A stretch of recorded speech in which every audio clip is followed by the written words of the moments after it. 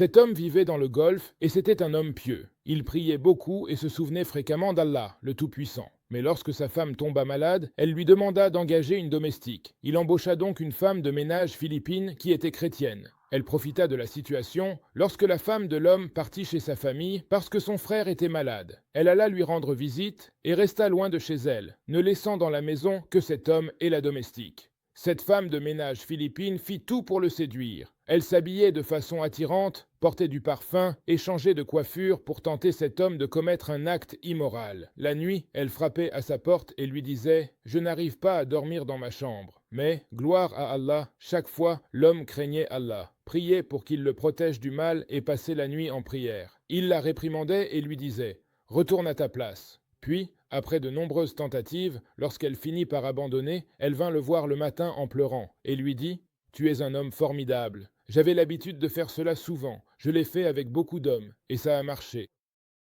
J'ai pris leur argent, beaucoup d'argent de leur part.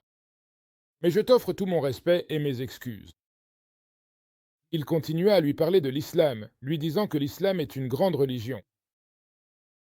Finalement, elle décida d'embrasser véritablement l'islam, quitta le christianisme, devint musulmane, porta le hijab et devint l'une des femmes pieuses.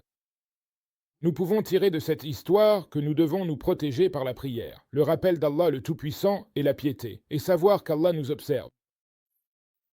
Nous devons toujours nous préserver par la piété, la prière et la bonne compagnie afin de ne pas tomber dans les pièges de Satan.